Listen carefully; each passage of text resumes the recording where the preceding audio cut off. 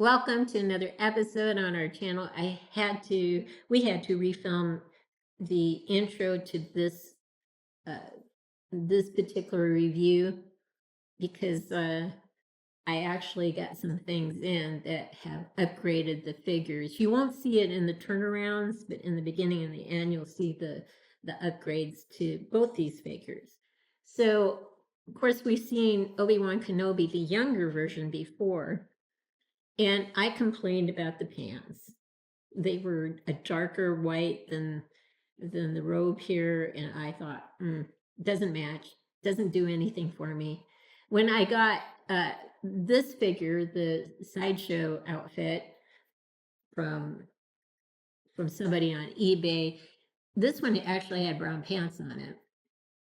So I moved the brown pants from this figure to this one, and the darker white, not a matching set here, of this pants over to this figure because you can't really see the pants. So they match, and that's all, again, that matters to me, is that they match better. So the addition I did to this Obi-Wan Kenobi is to get a Hot Toys robe. And look at the match work here with the pants. It is right on track. Happy camper again. And then I got the Hot Toys robe for this older Obi-Wan Kenobi, and I just think it merges in with the shirt nicely and so forth. So really, the only thing that is Hot Toys over here is the robe and the head. Everything else is Sideshow. I did mess with the belt a bit and customized it to my liking because I didn't like some of the things on the belt.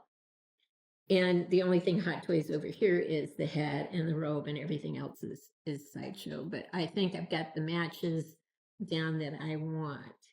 And I'm glad I'm doing this over because I read a little bit more about Star Wars, which came out in the late 1970s. George Lucas, obviously put this thing together, but they had a lot of production challenges, difficulties, and they actually went $3 million over budget. Sir Alec Guinness really loved the script, but when they went $3 million over budget, basically the entire cast, the crew really thought it was going to flop. And so too did George Lucas. And so they released it in bits and pieces, and eventually it caught fire. It really caught fire. And by the time they were done with that initial release, it had grossed $410 million. So it definitely was not a flop. And it continued to make money as time went on. But when inflation is taken into account, today it would be about $2 billion, well over $2 billion. And it would be considered,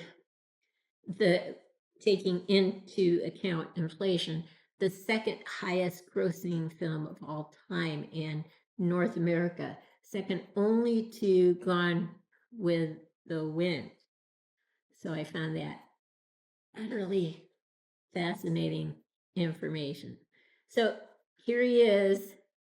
You'll see him not in this Hot Toys robe close up and so forth, because I have some other information on Star Wars, and I'm kind of lazy in terms of re-recording that part, but at least you get to see him with this robe here in the beginning. You'll see him next to his younger version at the end as well. And I think this is now the pose I'm going to leave him in. I didn't really want, for the older gentleman, Alec Guinness, I didn't want him to be holding the saber. Of course, with the younger Obi-Wan Kenobi, portrayed by Ewan McGregor, I thought he would look good with the saber, the lightsaber. So anyway, without any further ado, we will get him with his original Sideshow robe on. on a tray so we can see him from different directions.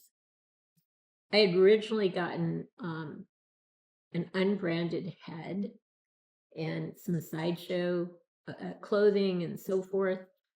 And this actually is a pretty good unbranded head. In fact, it is probably one of the best unbranded heads I've ever seen. But then I thought, I'm trying to create a Star Wars collection. Maybe I should just go with a Hot Toys head. And that's what I did. So this is a Hot Toys head with Sideshow clothing. I've kind of done a little customizing to the belt because I didn't like how it looked. And it's all about me. What I like. Anyway, yeah, so for him, I did mess a little bit with the belt, and he does have a Hot Toys head. Interesting tidbits about Alec Guinness. He was the only actor in the Star Wars franchise to receive a Best Acting nomination. The only one. And he was very well respected for his professionalism, his acting skills, and so forth. George Lucas felt he brought a lot of patience to the set, a lot of expertise, encouragement, seemed to pull out of his fellow actors and actresses more. And he had been promised a 2% revenue sharing venture with the Star Wars movie. He thought it was a good script, but no one knew it would be the best selling movie at that time. George Lucas was so impressed with his ability to have a positive influence on other actors and actresses, said instead of 2%, let me give you 2.5%. In the end, it was actually 2.25% that was given, but that translated into $9 million, which was a considerable amount back in 1977. Oh my gosh. It's a long time ago. He didn't believe in making sequels, although I think he made at least one, if not two, cameo appearances in other films down the road. But he really very much liked theater acting more so than movies. But he did like this script and thought it would be a good movie. No one, I guess, imagined it would be the movie, the hit it was. But yeah, it was something to be proud of. He was knighted, so he was known as Sir Alec Guinness, but he didn't like to be called Sir Alec Guinness. He was awarded a Lifetime Achievement Oscar and didn't really want to come and accept it. I think the people who ran the Oscars convinced Dustin Hoffman, when he was over in London doing some tour himself, to go and talk to him and see if he could persuade him to come and get the Lifetime Achievement Oscar. And he actually did change his mind and come get it, but he wasn't really invested in coming initially. So you get the sense that he wasn't a person who really liked to revel in the spotlight. He was a guy who didn't mind disappearing into the woodwork, so to speak. He had a rough life growing up. He didn't really know who his father was, although there was a strong suspicion that his father was a Scottish banker, because he paid for his education, and who else would pay for someone's education other than someone who was somehow tied to the family. His mother sometimes embarrassed him. She would come when he was doing theatrical work. She would come and ask for money drunk. So his early life beginnings were not so favorable, shall we say. Didn't know who his father truly was, and his mother had issues. So he was described as having somewhat of an unhappy life, although in terms of acting, he was very professional, very empathetic, very caring, and could bring out the best in people. He was known to have an unhappy life in general. And no doubt that probably had some ties to his family of origin and early life experiences. He ended up with prostate cancer, and 2 days before he died, he found out he also had liver cancer. And apparently 2 months later, his wife died of liver cancer as well. But he lived a rich life in the sense of making good decisions in terms of what roles he took on and portrayed, individuals he portrayed, financial decisions, that sort of thing. And lived until the age of 86, apparently. Smoked most of his life until the last set of years of his life, gave it up eventually. And yeah, so just some interesting things about the gentleman. So someone it wasn't important for him to always be in the spotlight. I think a young fan came to him one time. I thought this is kind of cute, and said with a lot of pride, I've seen the movie Star Wars 100 times. The young boy was with his mother, and he said to the young man, "Promise me you'll never watch it again." To which his mother smiled greatly. Apparently she was tired of seeing it too.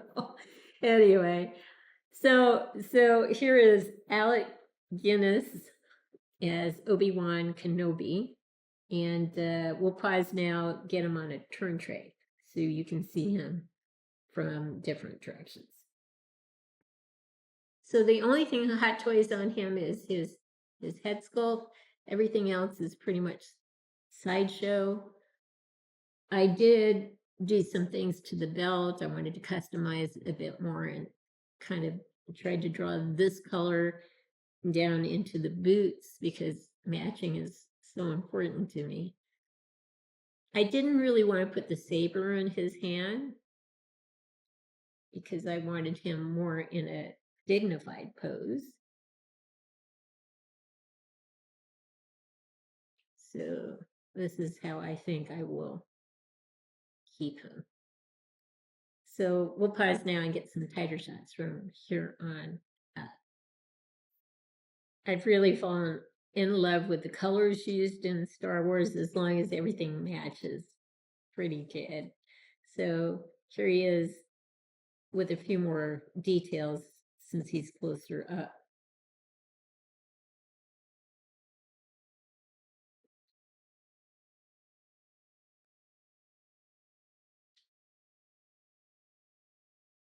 There you go. And now we'll get some even closer details regarding the head sculpt. This is a Hot Toys, again, head sculpt. If you wanted to recreate this look, I would suggest to save money, use Sideshow and go for an unbranded head. This is not bad at all. This is one of the better unbranded heads that I've ever seen. The only problem is you'll have to wait some time for it to come. It's going to come from China, of course. But it's really good. I have to say that. It's not as good as the Hot Toys head is, but it is pretty darn good. So let's just go side to side here.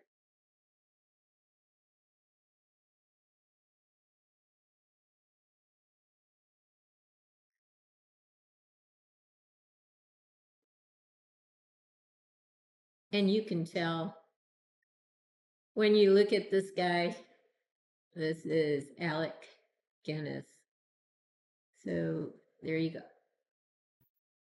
one of the reasons to film the intro and the outro a second time was because I was able to get a hold of another pair of boots that really line up better color-wise with the belt, what I had done initially with the belt in terms of customizing it.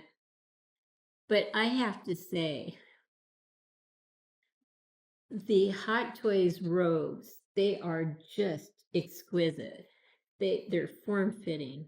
They really make these two figures sing, the Hot Toys head and the Hot Toys robes, plural.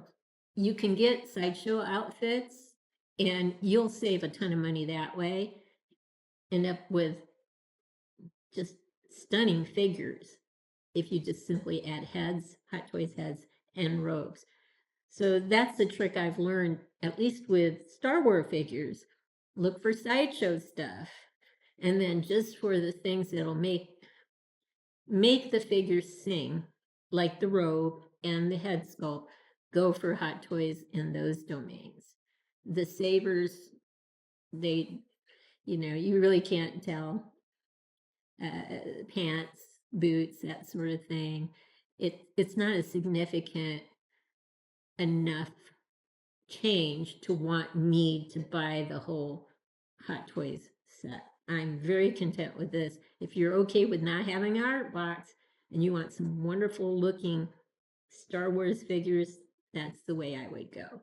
So I hope you've enjoyed what you've seen. If you have, consider giving us a thumbs up and subscribing to our channel. In the meantime, everyone, please have a great day.